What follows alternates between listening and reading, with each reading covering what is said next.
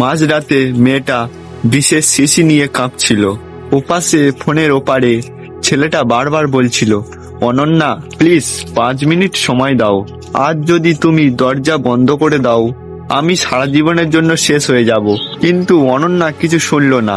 রাত 3টের সময় সেই বিয়ের মণ্ডপ থেকে সে সত্যি সত্যি নিখোঁজ হয়ে গেল। যে বিয়েটা আটকানোর জন্য 6টা বছর ধরে দুটো মানুষ লড়াই করেছিল, সেই বিয়ের রাতে কেন অনন্যা পাল্টে গেল, আর কিভাবে সমস্ত নাটকীয় শেষ। আজ তারা একসাথে।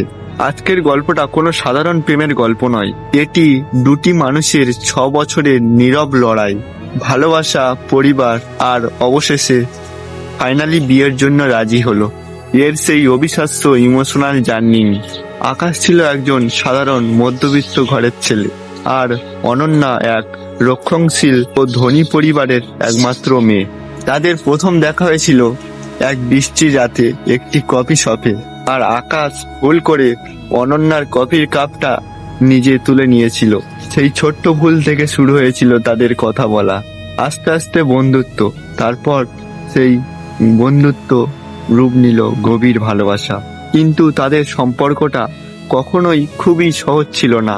অনন্যার পরিবারে বিয়ের ব্যাপারে সিদ্ধান্ত সব তার বাবাই নিতেন, সেখানে প্রেমের কোনো জায়গাই ছিল না। আকাশের অর্থনৈতিক পরিস্থিতি তখনও খুব শক্ত ছিল না, কিন্তু অনন্যাকে দেওয়া প্রতিশ্রুতির জন্য সে দিনরাত এক করে সে খাটতে শুরু করলো। আকাশ যখন নিজের পায়ে দাঁড়ানোর চেষ্টা করছিল, ঠিক তখনই অনন্যার পরিবারে এলো এক ঝড়। অনন্যার বাবা ঠিক তার জন্য একটি পাত্র খুঁজে আনেন। অনন্যা বহুবার তার বাবাকে বোঝানোর চেষ্টা করেছিল। অনন্যা তার বাবাকে বলেছিল যে বাবা, আমি অন্য কাউকে ভালোবাসি, কিন্তু তার বাবা পরিষ্কার জানিয়ে দেন, যদি তুমি এই ছেলেকে বিয়ে না করো তবে আমার মৃতদেহ দেখতে পাবে। পারিবারিক ইমোশনাল ব্ল্যাকমেলের সামনে অনন্যা ভেঙে পড়ে। আকাশ যখন এই খবর পায় সে ছুটে যায় অনন্যার বাড়ি, কিন্তু অনন্যার বাবা আকাশকে অপমান করে বাড়ি থেকে বের করে দেন এবং বলেন, তোর মতন বেকার ছেলেকে আমার মেয়ের হাতে দেব না।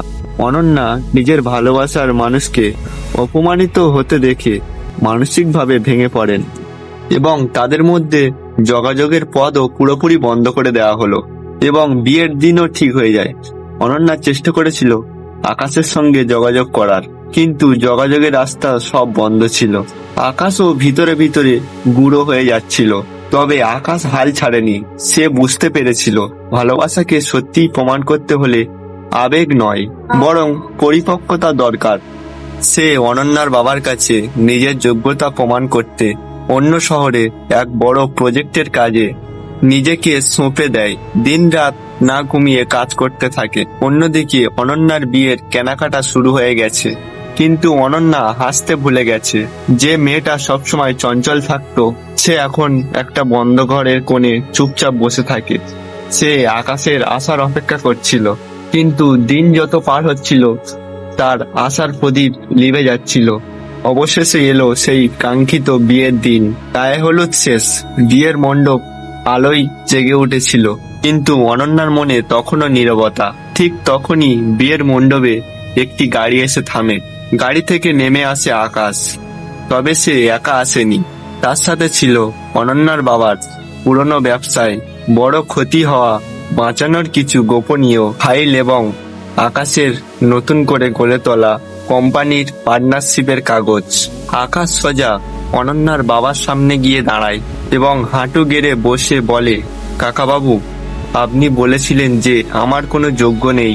আজ আমি আপনার মেয়ের জন্য রাজপ্রাসাদ বানাতে পারি কিনা জানি না, তবে ওকে সারা জীবন রাজরানীর মতন রাখার সামর্থ্য অর্জন করেছি।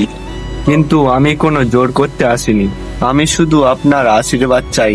অনন্যার বাবা আকাশকে অপমান করতে গিয়ে থামেন, কারণ সে জানতে পারেন গত 3 মাসে আকাশের অক্লান্ত পরিশ্রমে কিভাবে অনন্যার বাবার ব্যবসা ডুবতে গিয়ে রক্ষা পেয়েছিল।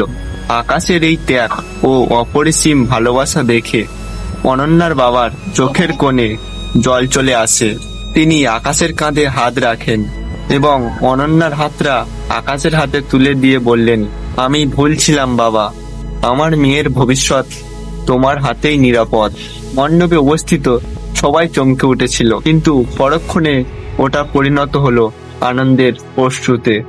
সমস্ত মান অভিমান, কষ্ট আর দীর্ঘ প্রতীক্ষার অবসান ঘটিয়ে অনন্যা আকাশের দিকে তাকিয়ে মুচকি হাসলো। যে পরিবার একদিন আকাশের নাম শুনতে চাইতো না, আজ তারা নিজেদের ভুল বুঝতে পেরে ফাইনালি বিয়ের জন্য রাজি হলো।